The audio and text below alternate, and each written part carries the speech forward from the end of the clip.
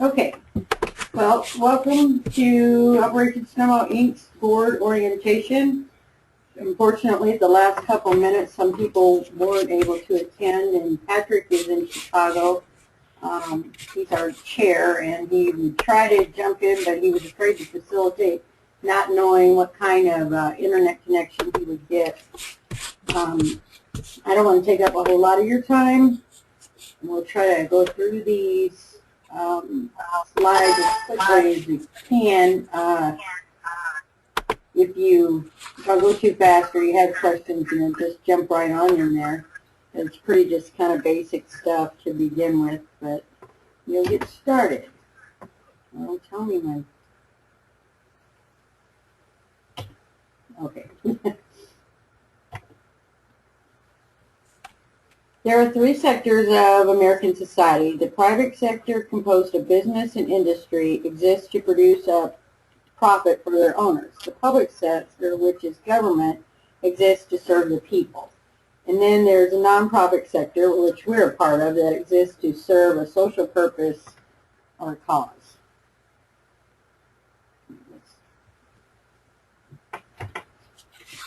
Okay. And who benefits from the work of the nonprofit sector? We all do. Nonprofits house the homeless, feed the hungry, educate our children, advocate for good public policy, entertain, provide financial services, and support business and industry.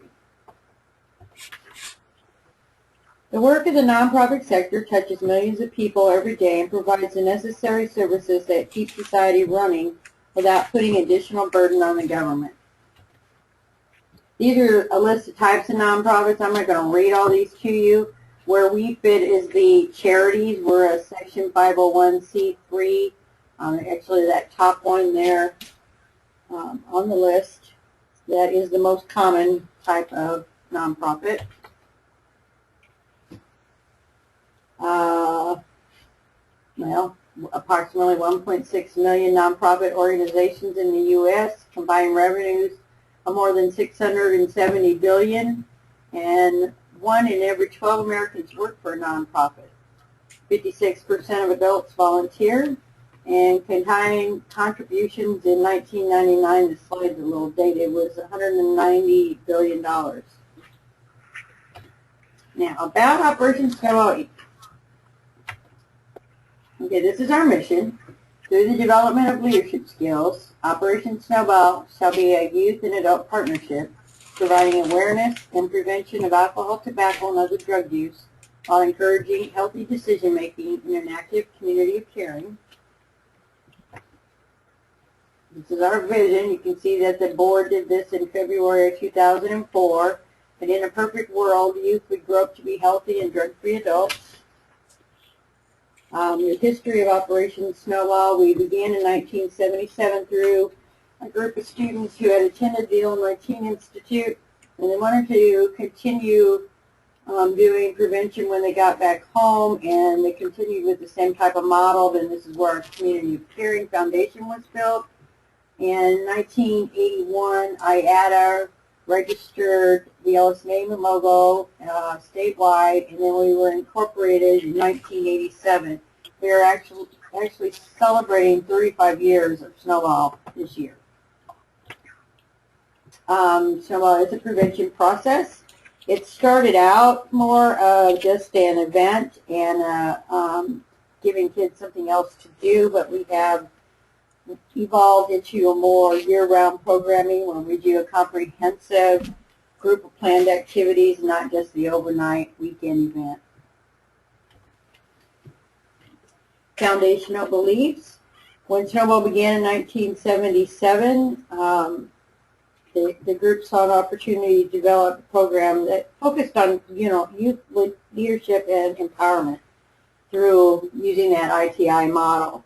Like I said before, that came with our community of caring, based on the idea if I have a positive impact on you, you can have a positive impact on someone else, and the effect snowballs. OS is committed to the belief that youth and adults can make responsible decisions when provided with factual information and opportunities to understand oneself and motivations. That youth and adult partnership is very, very important. It's been planned and implemented by youth, but with adults in advisory roles since the beginning. The adults play the role of a bridge layer, laying the groundwork, helping them with resources and so forth. Obviously, we're a no-use message. We do ask that our chapters use a drug-free pledge for youth and adults. Okay. Of course, with comprehensive prevention effort, doing ongoing activities, planning meetings, doing regular leadership development type of meetings, participating in campaigns like Red Ribbon Week. We have Alcohol Awareness Month coming up in April, but where they're doing a whole comprehensive program.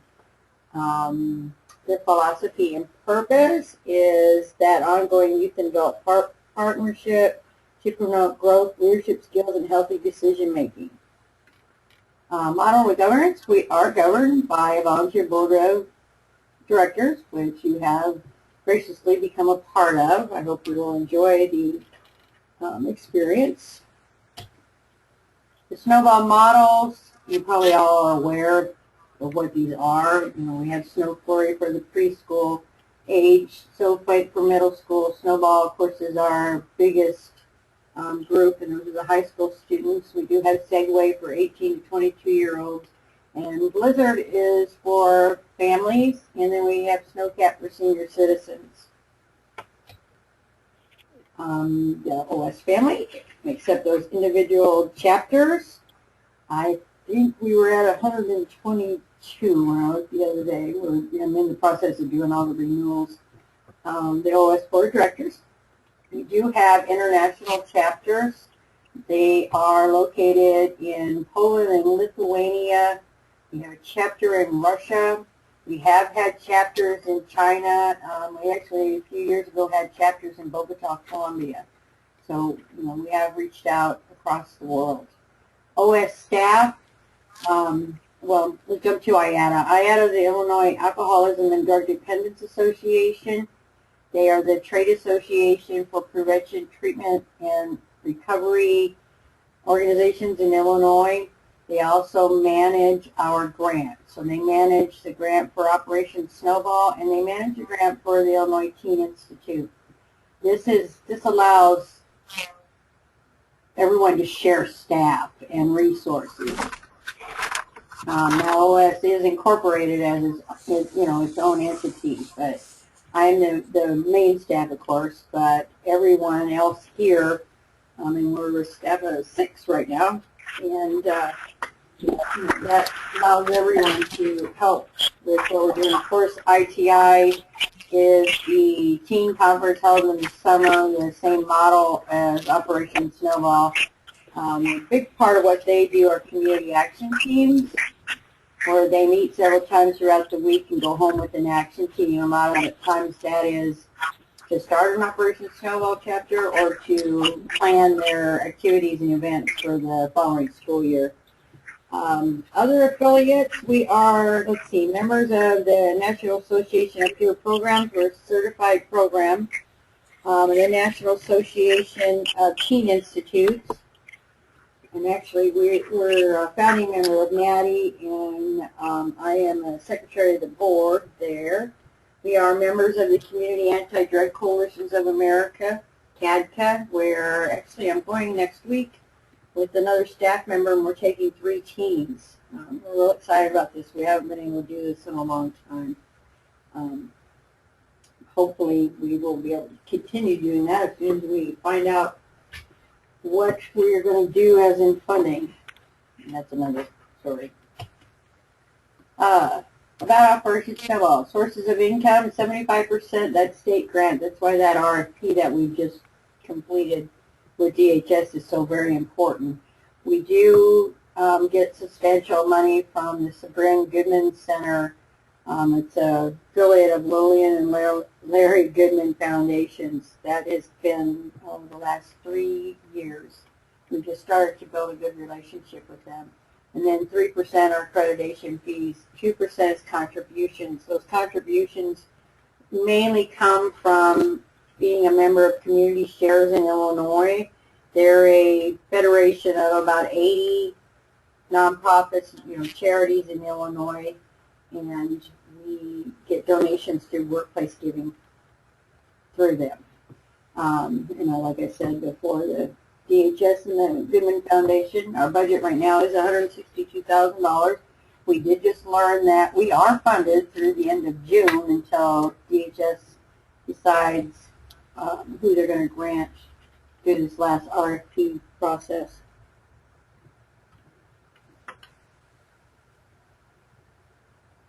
Go to the next page. Here we go. Our fundraising goal for FY12 was $5,000. Those are gotten through, like I said, Community Shares in Illinois. We do participate with Network for Good. They're an online giving tool. This is where when you go to the website, if you want to give, you can click a link right there and they'll take you right to it.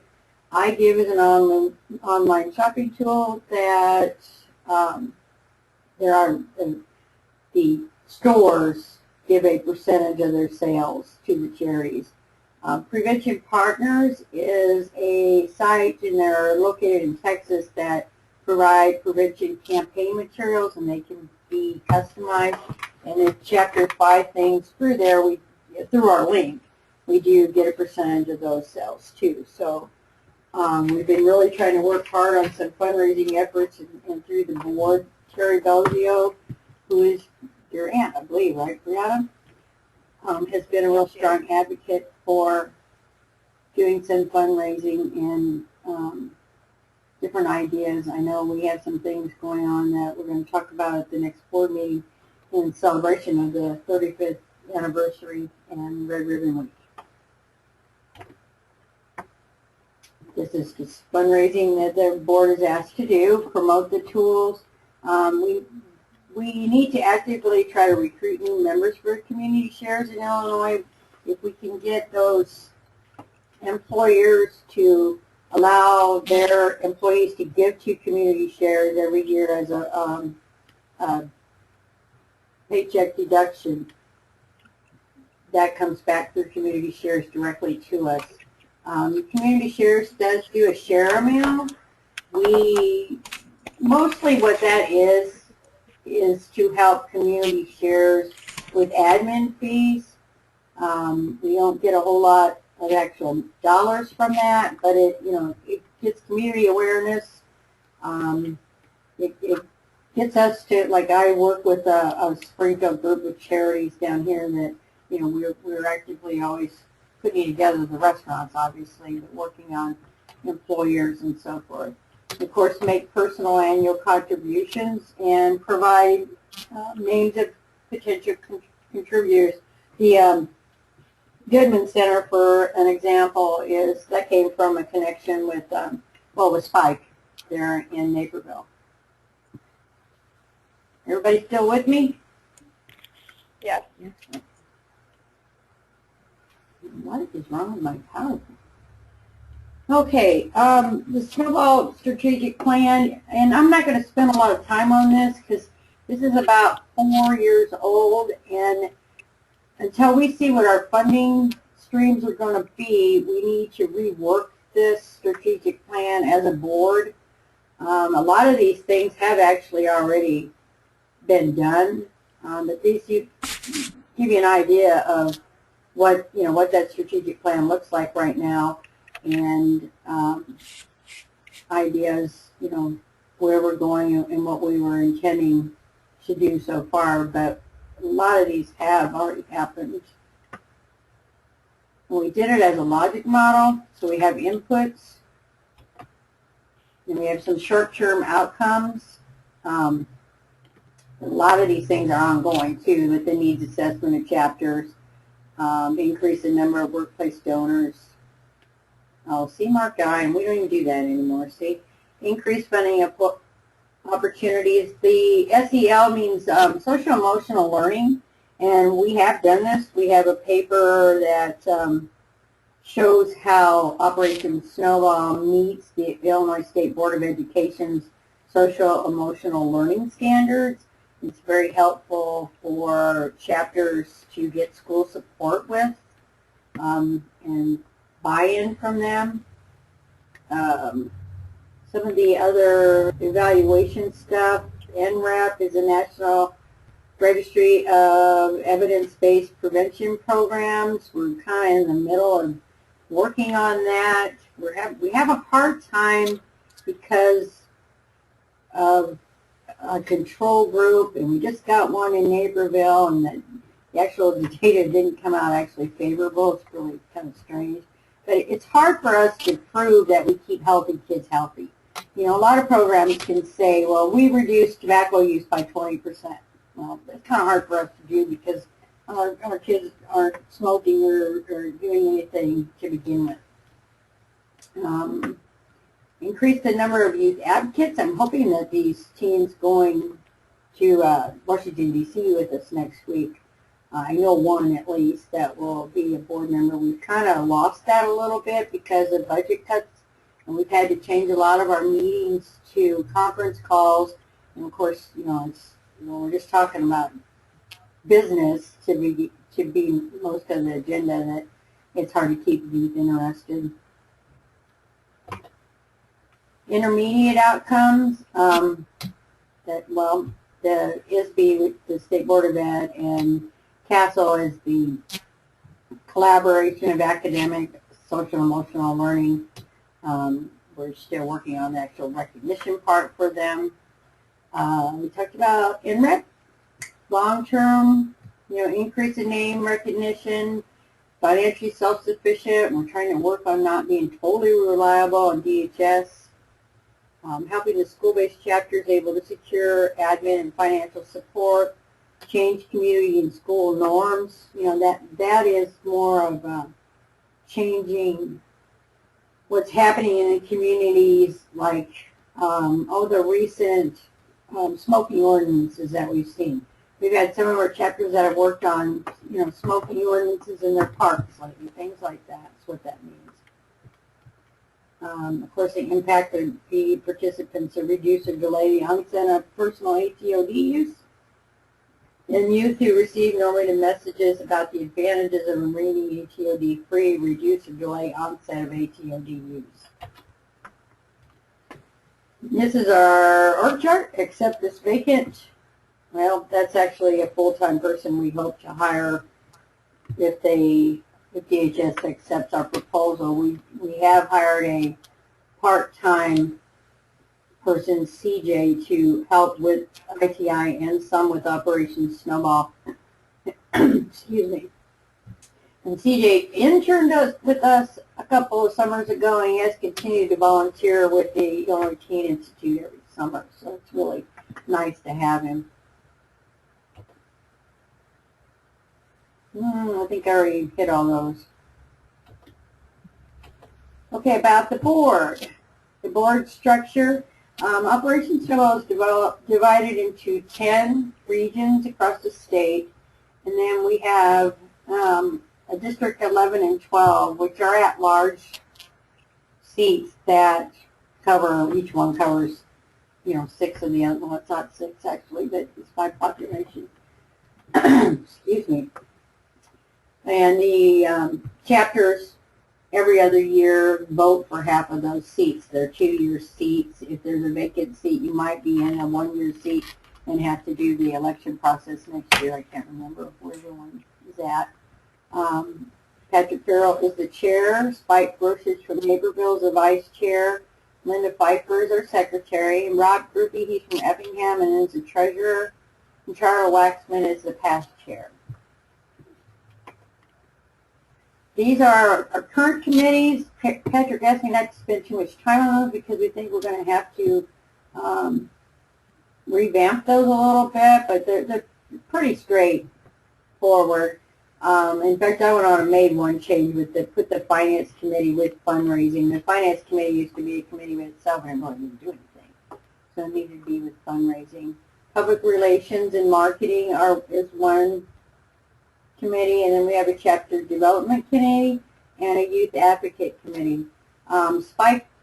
Jack Irwin is a volunteer. He's a retired school teacher that is very, very invested into the international group. and he chairs the International Committee, and he's president of the International Operation Snowball Chapter. Okay, we can have a minimum of 13 board members, a maximum of 8, and for every 2, IATA appoints 1. And they are usually 2-year terms. The youth advocates are only 1. The executive committee leads the recruitment and the nomination process. We do have a couple of consultants. We have David Ormsby, who's our media consultant. He is a really nice guy and has, I don't even know how he does it, but he gets all of our media out to, all of our press releases out to all the outlets there. He does a really good job. And of course, that's the thing that we share with IATA and ITI. And that's one of those benefits of, being together. And then we do have legislative lobbyists from consulting to bid. This is just a suggested reading list, things that you might want to look at. And I hope I've sent all this to everybody. The bylaws, the board manual actually has the bylaws, the board policies in it, the strategic plan, and our budget. Well, our budget you'll see change anyway. Find out. These are our board meetings scheduled. I do hope that you both got the email asking to reschedule the February 18th meeting.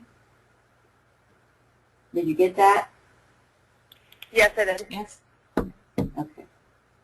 And we usually have Snowworks and Snowbiz. We're annual networking events. Right now that's all on hold. And Share a Mail is the annual fundraising event. You'll start hearing some more information about that. And we have, Community Shares has groups in Chicago and in Champaign and in Springfield.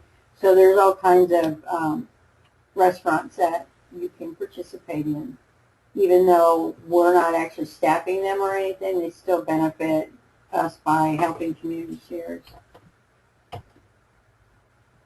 Board function. Nonprofits, main function is to govern an organization. It means to steer control.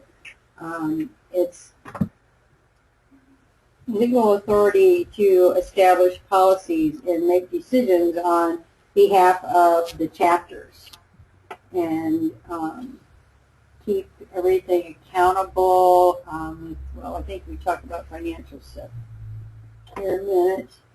Set organizational direction. That is usually with that strategic plan to begin with, and then as things happen, we go through procedures to decide what types of things we will move forward with, or what things we wouldn't, or what we think isn't very good for the board itself. Responsibilities include participate in the regular strategic planning, determine the organization's mission, set the vision for the future, establish organizational values, set major goals and develop strategies, approve operational or annual plans. The board, helps plan the future, and then, this is all still part of that strategic planning process that we do.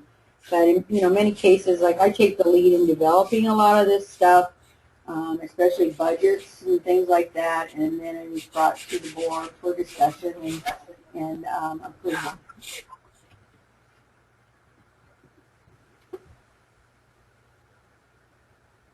It is the board's responsibility to ensure adequate financial resources, that we're promoting a positive public image, and ensure the presence of a capable and responsible board.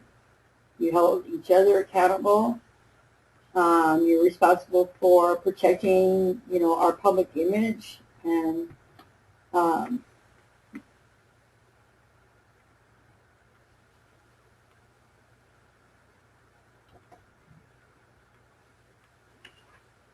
okay, you oversee the financial health.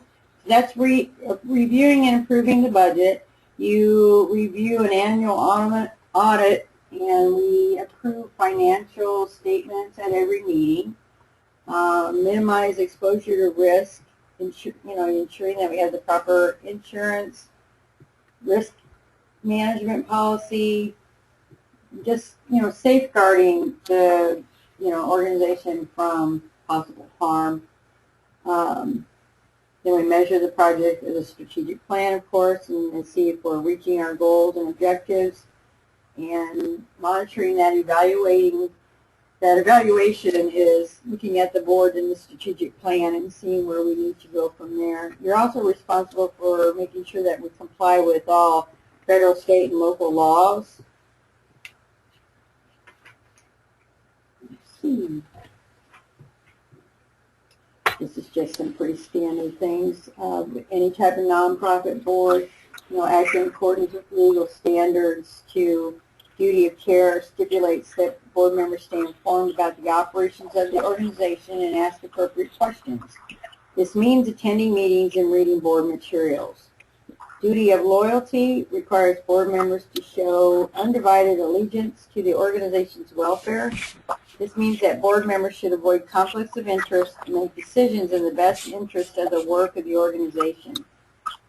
Duty of obedience requires board members to remain faithful to the organization's mission. This means that all board members are required to support the mission and no action should be taken that is inconsistent with the mission.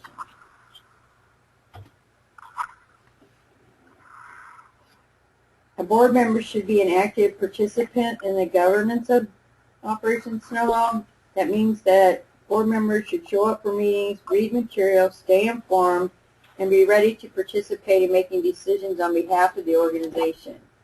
The work of the board doesn't stop at board meetings either. Board members should also serve on committees and actively participate with other requests.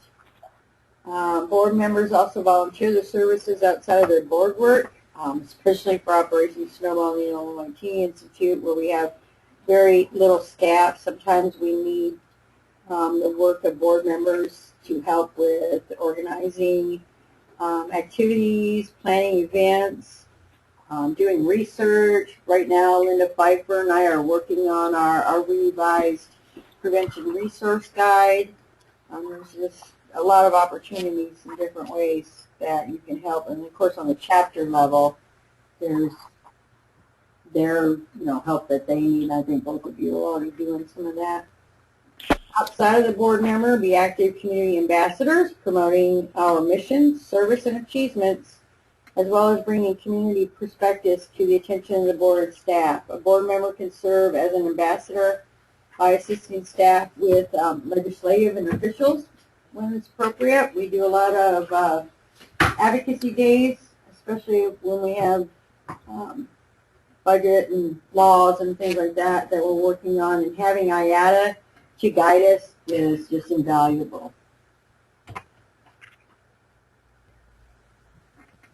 Oh, and finally, board members are expected to participate in the organization's fundraising activities.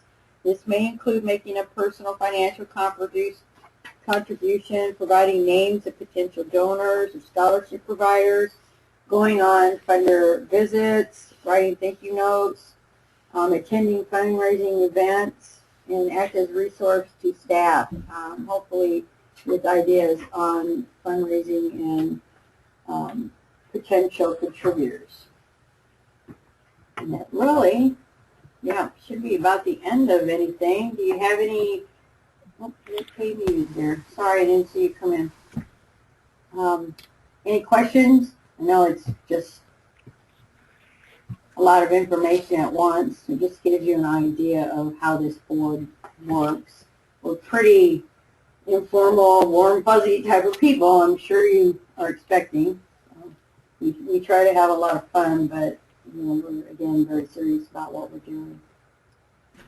Do you know when you had sent out that email with all the bylaws and policies and that kind of stuff? No. That, I'll just go back to that. I'll go back to that suggested list and just resend it all. Okay. That reading list, the bylaws, and all of that stuff together. Okay? Thank you. Yeah, Thank you. don't dig into it too deep, because like I said, like the strategic plan, I mean, sure, look at it, but it's going to be changing here one way or the other. Hopefully the good way, and we're going to get this grant that we've asked for. So. And Kay, I did record this. I got to figure out how to post it and send you guys a link so you can look through it, and I can even just send the slides too. Okay? Okay, great. Thank you. Thank you. You're welcome. Thank you. I look forward to meeting you. You too. Yes, you too.